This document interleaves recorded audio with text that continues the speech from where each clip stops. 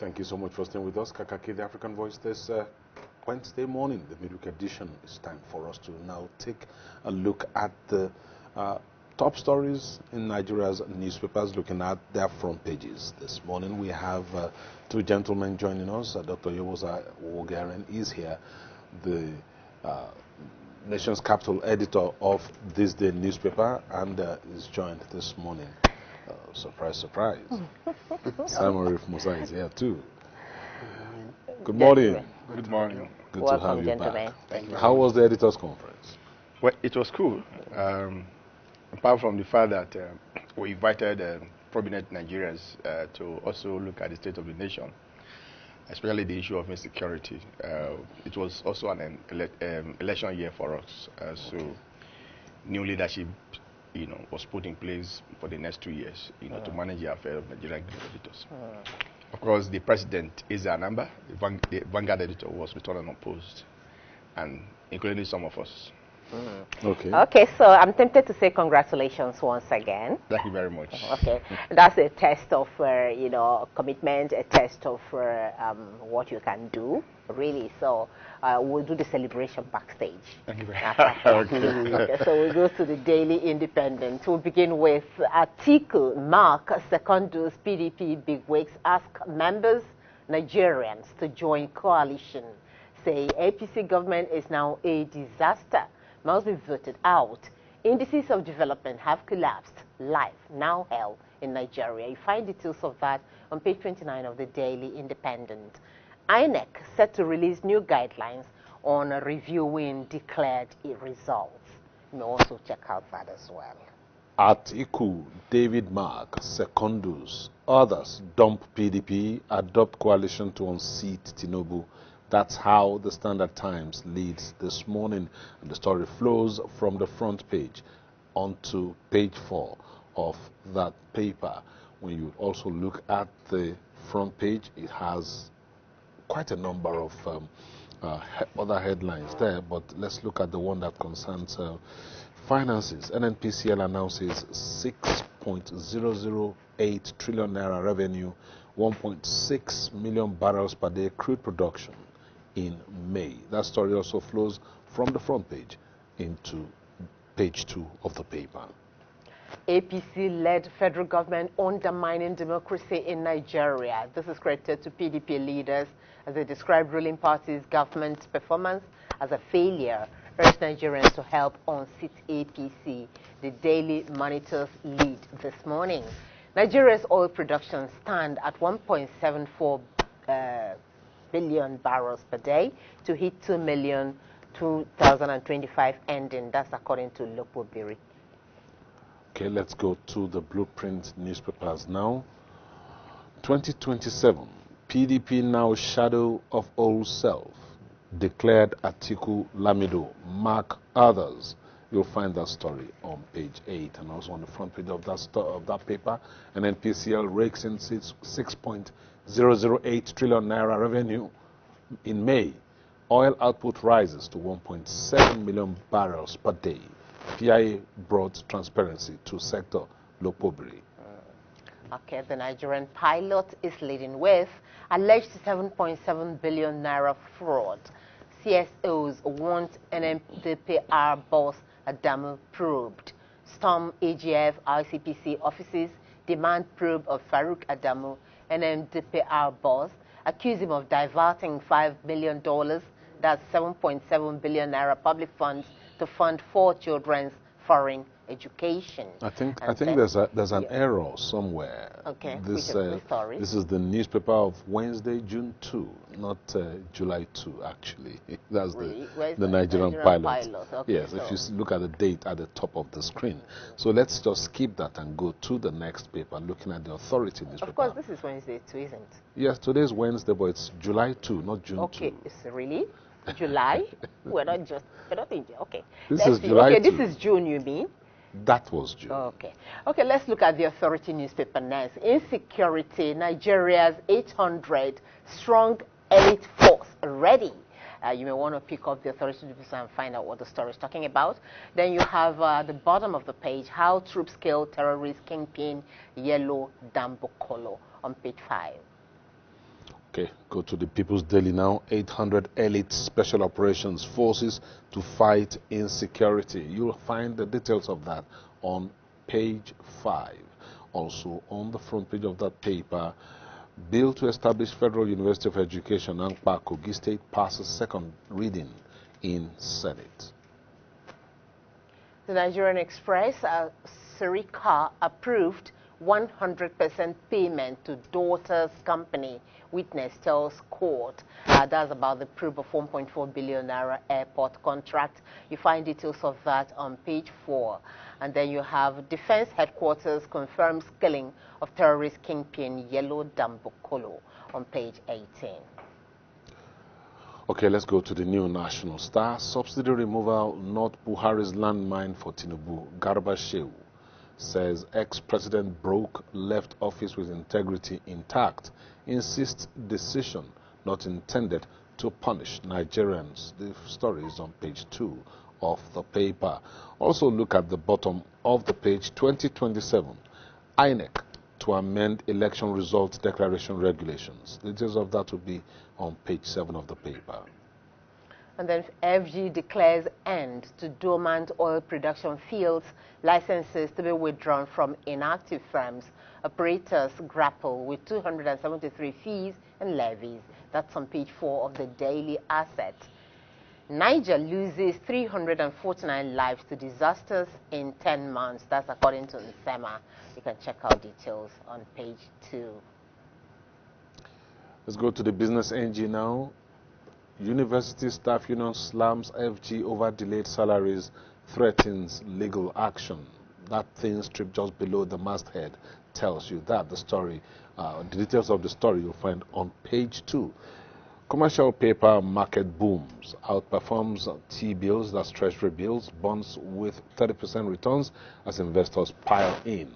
Cash in 270 days. Firm ditch loans CP.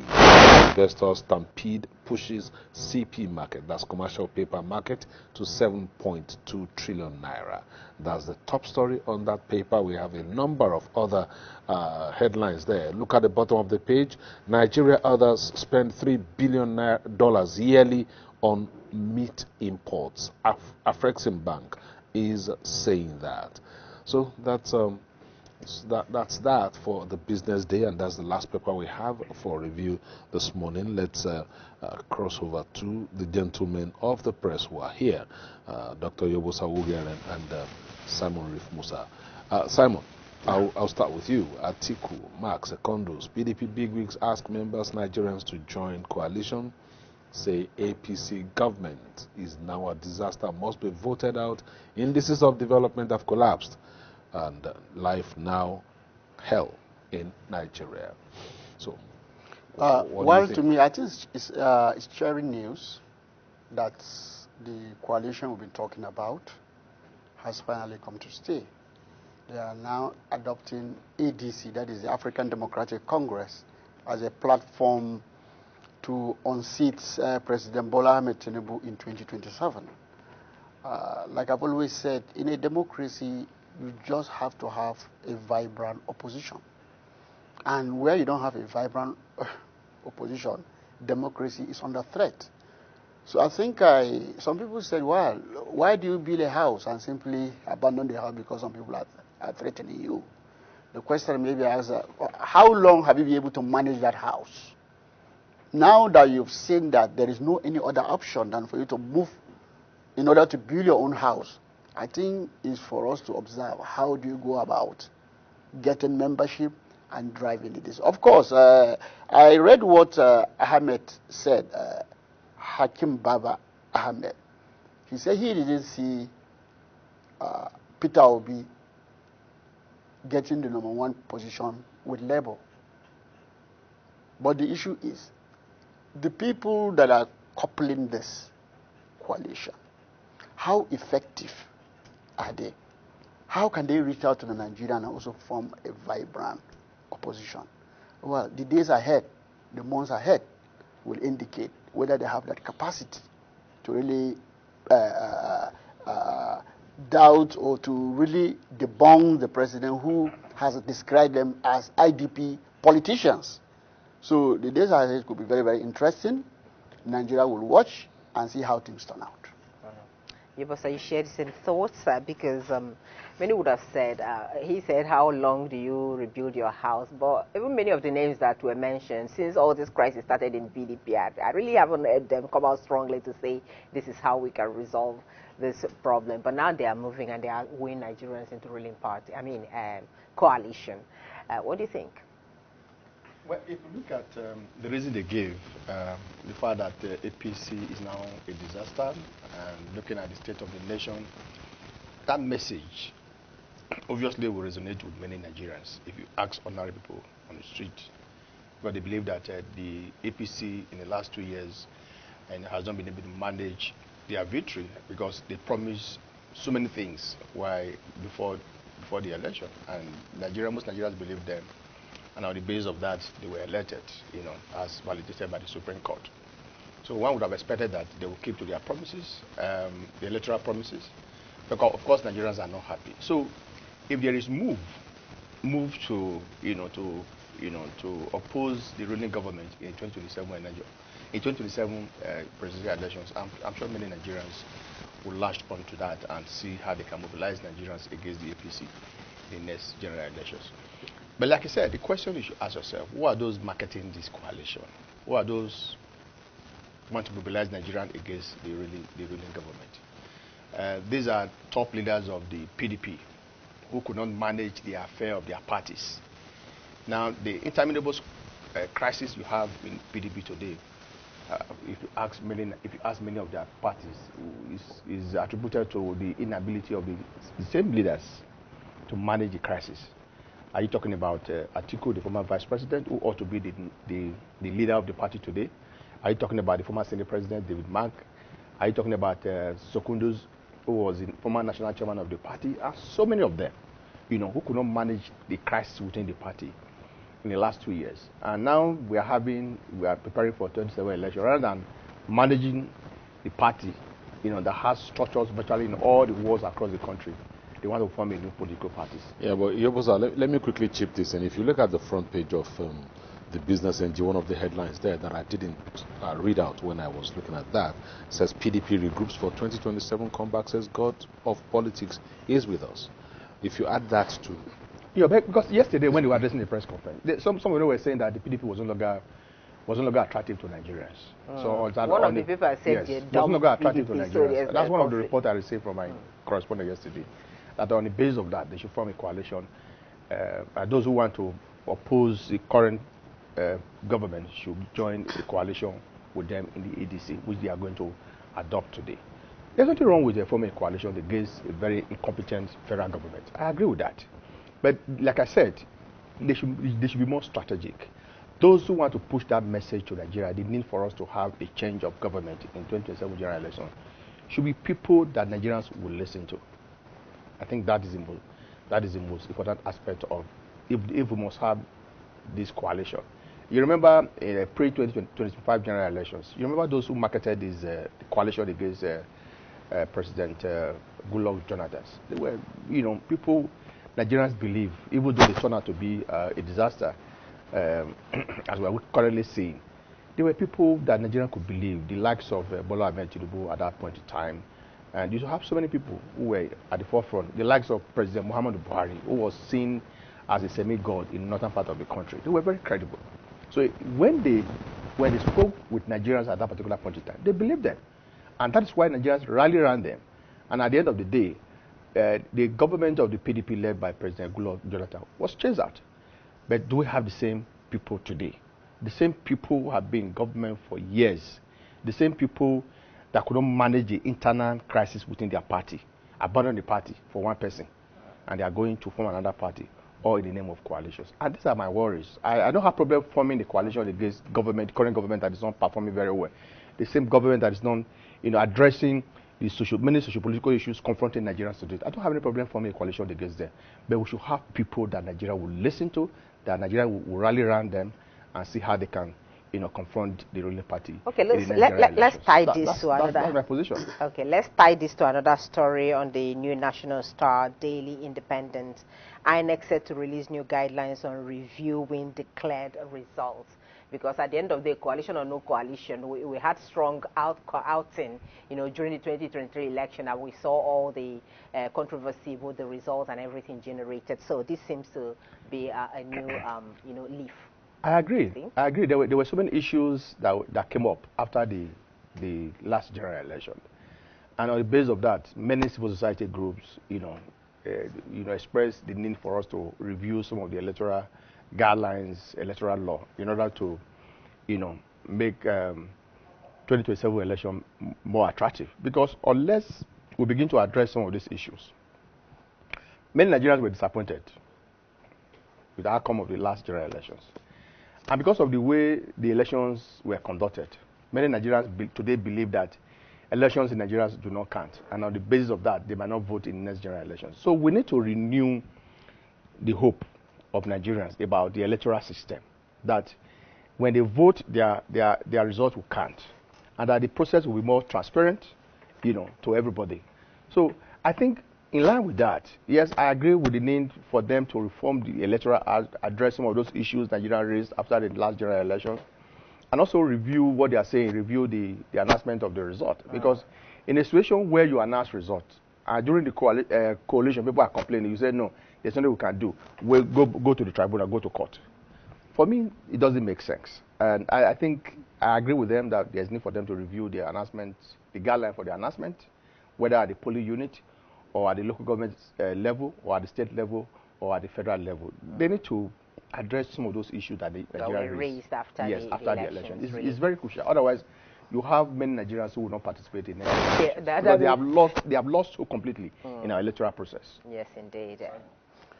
Yes, there is need to review the guidelines because one, people should have confidence in the system, and where when that confidence is lacking, they find it very difficult to simply queue up for many hours to cast their vote. And one thing I know, or one thing I should ask here, is not just reviewing the guidelines. The most important is how do we take along Nigerians to have confidence in the system? Because I can tell you, in 2023, some people simply gave up. They say they will not vote because they believe their votes didn't count. But then, democracy is a process. It's not a destination. People have to express their confidence. People have to take time. You have to build it. It's not something you simply throw it and you see it will work. In a way that is very spontaneous. People should be able to come and support the system. So I think the whole idea is doing this review is one part of the leg, and ensuring that people have confidence to tell that, yeah, the next time we're going to do this, definitely things will work out.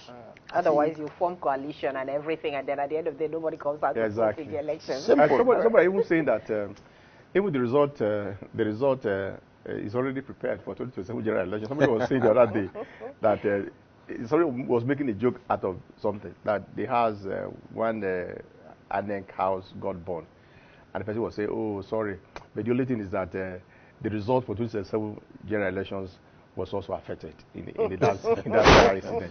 What a joke. What a joke. So the point I'm making is that people believe that even the result for 2027 general elections has been written and kept somewhere. They're just waiting for them. You are just waiting for the time to come so that they can announce the result.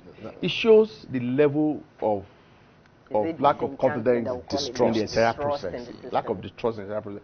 So I think why the coalitions, those promoting coalitions, are also making case for coalition. They should also be looking at how they can also fine-tune the electoral process. Because at the end of the day, of what use forming coalitions, and at the end of the day, you vote and your vote will not count. Somebody will just sit down somewhere and announce the result. It won't make sense. All right. Let's move on to other stories. Let's move on to something else. Right? This one is on the front page of the Nigerian Express. Sirika approves 100% payment to daughter's company, witness tells court. Well, I think it's quite unfortunate. It's a violation of the rules because when you give job, there are certain percentages. Just about the airport contract. It was the airport contract. You give it to your son-in-law, meaning you give it to your daughter. At the end of the day, you pay them off. Was the job done? I can assure you, the answer may be negative. So the truth is that the process was violated. not only because the contract was given to his daughter and her husband, but maybe there will have been some other biddings where people come and compete. And I should tell you that politicians are for selfish interests. When they get there, what they do is to try to empower themselves and the people around them. They are cronies. Because once they do that to them, that is the most important thing. I've always said this. Sometime, I think in the Second Republic, I remember somebody saying that if you cannot build Nigeria, go and build your house. If everybody builds his house, Nigeria is built. And I think that trend has continued. Even to 2025. People sit down. What is in there for politics is I try to empower my people. I empower myself first, empower my people, take my children out of this country. And that's why I have always expressed this thing. There is this deep conspiracy to make the country not to work. We turn Nigeria into a farmhouse where you just go there, you milk the money, and take your children to a better land. And then when you are dead, you are brought to Nigeria to be buried. So we turn this country into a farmhouse and a cemetery. And that is why I have always advocated that once you are out, when you die, remain there. Let them bury you there. So I see no reason why you leave a will that when you die outside, they will bring your corpse here. No. You see, it is all about the vanity of materialism. I traveled down to the southeast sometime last year, and I traveled around this Kefi. You see houses, beautiful houses that have been built, not inhabited by anybody. Big people build it. At Christmas, they simply come, spend Christmas, and they vanish into the air. They don't come back. So all this insecurity we are talking, what are they talking about? We're talking about the funds we need to develop this country. And these people are not interested. All they are interested is how do we develop ourselves. So once we are able to critically get Nigerians to be stakeholders, not people who see Nigeria as something to milk, then they really will start going somewhere.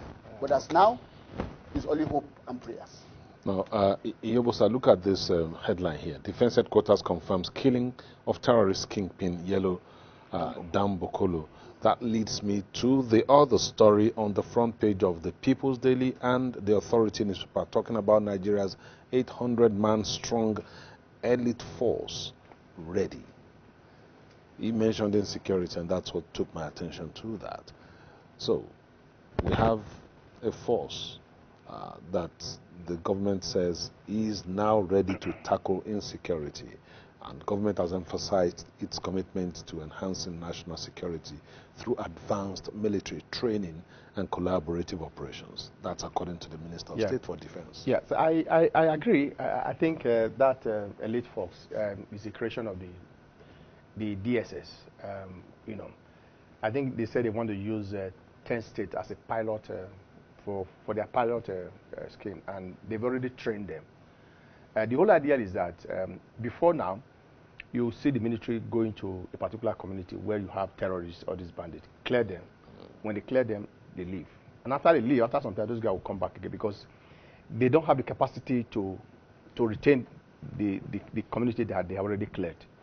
So you just clear them, leave, and after some time, those guys will come back again. So the whole idea of this security that they are trying to create is like a forest guard. It's like, for example, if there's a crisis in Zamfara State and you deploy military and other security agencies to clear that, once they clear that place, then you now leave this security, elite security there, you know, to occupy the territory and make sure that those guys do not come back again. I think that is the whole idea. I'm told that the DSS have trained so many of them, and they are ready to deploy them.